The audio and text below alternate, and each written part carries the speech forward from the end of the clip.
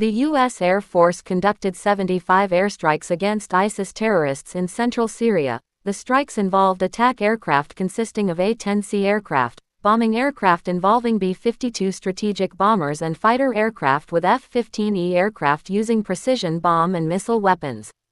India and Russia are working to finalize an agreement on India's purchase of a Voronezh type over-the-horizon radar, with deal expected to be worth more than $4 billion. The Voronezh radar system can detect and track ballistic missile, stealth aircraft and provides situational awareness of space objects.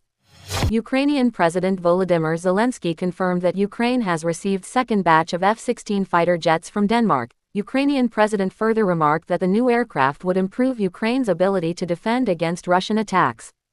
South Korea has initiated the deployment of laser-based anti-aircraft weapon Block I, a stationary 20 kW class fiber laser system capable of neutralizing drones within a range of 2 to 3 kilometers. The Skylight operates silently and without visible light, reducing the risk of collateral damage such as falling debris.